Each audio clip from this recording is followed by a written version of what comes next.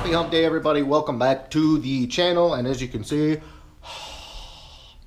the bottom's dropped out of the temperature. It is freaking cold. It's like, I don't know, like 34, 35 degrees. But, you know, it is what it is. It's almost New Year's Eve and winter is set in, so I guess we really can't complain too much. But what I've got to do today, I've got to get some parts out to Dover's garage, and I've got to make a few decisions with the car and get some things rolling because it seems like it's kind of stalled out, and I've got to get back on that. So what we're going to do right now is we're going to head out to Dover's garage and try to make some decisions. So anyway, let's go. So en route to Dover's garage, I definitely have to take a sidebar and say I hated doing yesterday's video. And if you watch the video about, you know, fox body values and stuff like that, there simply is not enough time to cover all of the aspects, all of the models, all of the years, all of the colors, and all of that. And again, like I said, I'm not an expert. I really don't consider anybody an expert to price someone else's car. You know, I mean, yes, like I said, there are educated guesses, there are informed guesses and things like that, estimates, if you will, but I don't consider anybody an expert to price out someone else's stuff. It's just, you know, unless you're actually buying it or you're actually selling it, you know, how are you going to tell somebody else what your car should sell for? I mean, there's good starting points that you can get from informed people that spend a lot of time in that realm, so to speak. But anyway, that's just where I'm at. And again, yes, there's a lot of cars that I missed. There's a lot of colors, years, generations, submodels, blah, blah, blah that I missed. But if I had covered all of those, that video would have been 2 to 3 hours long, and you probably would have needed a pillow and a blanket because you would have fell asleep. So anyway, that is my sidebar for today, and we are going to continue on out here to Dover's garage to hopefully solve an issue with the coyote-swap build.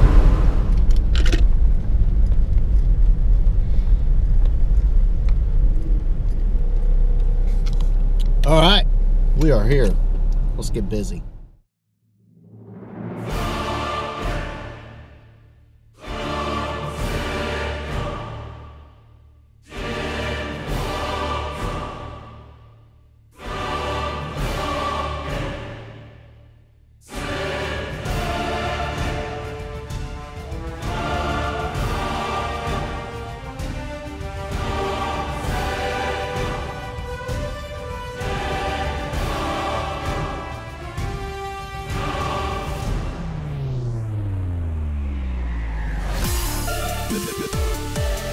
Alright, so let's get some issues solved today, hopefully. Oh, it's dark in here. It's dark. Where's the light? There's the light. Alright, we are good to go. And it really looks like they have been busy on Scott's car. Holy God. That's a lot. Hold on, I'm going to turn the radio down so you can actually hear what I'm saying here.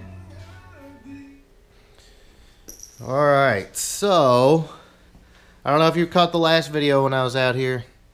They had just had everything roughed in. As you can see, made a ton of progress. Pretty sure that's dry. Yeah. Looks good. It's a long process to smooth the engine bay, but man, what a difference. Definitely looking good. Alright, so another bit of progress that he's got going on here. It looks like Scott's header showed up. So Scott, there you go. Jeremy's got it kind of mocked up on the UPRK member. Just kind of test fitting everything, seeing how it's going to go together. These are all individual tubes, as you can see. But, looking good. Got the spacer up there. Not bad. Yes, Jeremy's been busy, and because Scott's car is a customer car, it takes precedence over mine because I'm not necessarily a customer. We're his friends. So, Scott's car is getting most of the love right now, and with all that I've got going on, trying to keep the business going, mine is going a little slower than Scott's, which is part of it.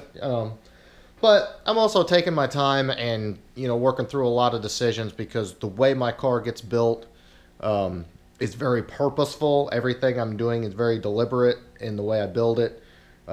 To meet all of the needs that I've got for the car. So it is going to take a little while longer, but I promise you that when it's done, the results will be worth it, and it's going to be able to handle everything I throw at it. All right, so the dilemma that I'm working through right now, it has to do with the transmission, what transmission I'm going to run. If you're following along the entire vlog series, you know that my car is going to be a stick. Scott's car, which you saw just a minute ago, his is going to be the 6R80 automatic. My car's got to be a stick. Not that there's anything wrong with an auto. I like a 3-pedal car. That's what I've always had. So, but my dilemma resides in which stick shift I want to go with. I've kind of made up my mind. If I'm going to keep it a 5-speed, then it's going to be T5 based, which is going to be like a G-Force T5 or an Astro Performance T5 or like a ProMotion, something like that, which is basically an original style T5 out of a Fox body that they modify the gear sets, they beef up the gear sets. Some of them have upgraded cases like the G-Force, and they basically build up a stock T5 to where it can handle 500 to 600 horsepower in roughly a 3,100 pound car, which is going to be more than enough at this point, all motor, for what I want to do. Now, the benefits of a T5 are a couple of things. The single rail design is a lot easier to shift than like the Tremec 3550s and 3650s and T56, all that. And it's also what I've always driven. I love how a T5 shifts. I can bang the snot out of the gears in a T5, and it's just what I'm used to, and what I love. The T5 is also quite a bit lighter. I mean, we're talking 30 to 40 pounds lighter in some instances, maybe more. So not only is the transmission lighter, but you also lose some of the rotating mass, the drivetrain loss with a heavier transmission like a T56 or a Magnum or something like that. And so those are some of the benefits and some of the reasons I was kind of, leaning towards going with a T5 based transmission. Now, last night, I was talking to my buddy Frank from Power by the Hour, and he actually has a line on a T56, and I also talked to my buddy Eric from Midway Mustang. He's got some T56 transmissions, and I've been sort of thinking about those. The reason I like the T56 is because I can run a steeper gear, because I'd like to run a 410, maybe even a 430 with the Coyote. The T56 would allow me to do that and still be able to drive it on the highway. And not be running at 3,500 RPMs at 70 miles an hour. So that's the plus of running a T56. The other plus of running a T56 is I can run a factory modular bell housing, like from a Terminator or something like that, and I don't have to get like a QuickTime bell housing, which are super expensive. And as you know, this is a budget build. So those are a couple of the reasons that I'm kind of considering a T56 as well. It is heavier. It is a little more notchy and not as buttery smooth to shift as a T5, but it's super strong, and it would allow me to run the steeper gears, and it's again it's strong enough to handle what I'm doing. So I've got a tough decision to make, and I need to figure this out quick, because that's one of the things that's kind of holding up a lot of different decisions. What clutch I'm going to run. Am I going to need a bell housing, or am I not going to need a bell housing? Drive shaft. Am I going to need a custom drive shaft with the T56? Probably. May not have to with the T5.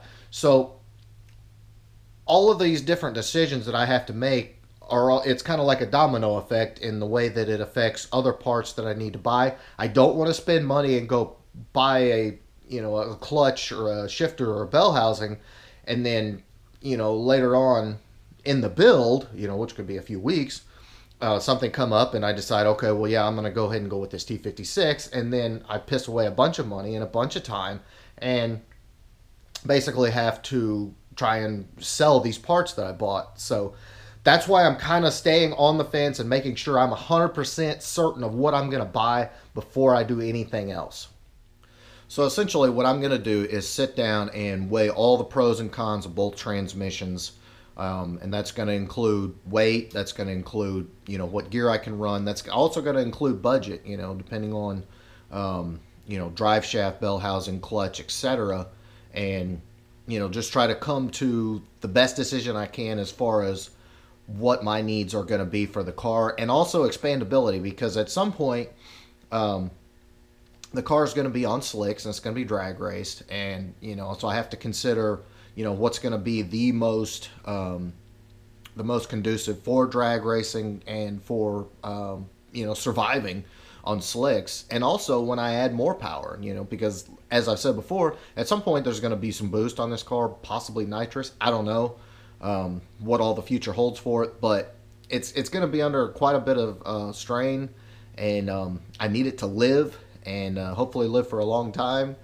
But so I have to sit down and I have to weigh all of these things. I don't want to rush anything and just say, okay, screw it, let's just do this, and then I'm going to be sorry down the road. So yes, I'm kind of agonizing over this decision, and quite frankly, quite a few decisions as it relates to this build. But the finished product, I promise you, when you finally see it and you see it perform, and you see it at the track, you see it at the dyno, and you see it at the shows and stuff like that, you're gonna flip. You're gonna be like, yeah, okay, I'm glad you took your time and did it right, and made all the decisions with some careful thinking and not just rushed into it. Because anytime you rush something, you're gonna make mistakes, you're gonna screw something up, you're gonna be pissed off later, and I am trying to avoid that.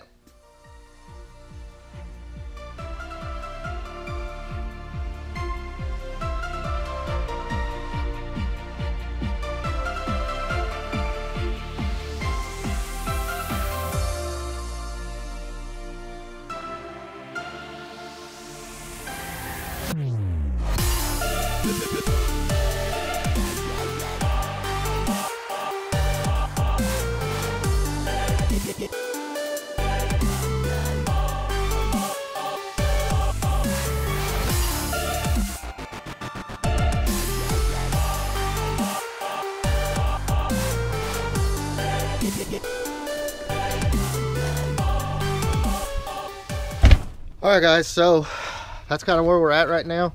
Drop me a comment below what you think. Should I do a built T5? Should I do a T56? What are your reasonings behind it? What do you think is going to be the best for the build? Because like I said, I've got a lot of thinking to do. I don't know 100% which one's going to be the best route to go with, and I don't want to screw up and make the wrong decision. So drop me a comment below, let me know what you think. And also in the meantime, please shoot me a big thumbs up if you like this upload. Make sure you smash that subscribe button if you're the first time visitor. And I do 5 videos a week, so I'll always have fresh content for you. In the meantime, I'm gonna go make some decisions and hopefully order some parts, and then I'll catch you tomorrow. Later guys.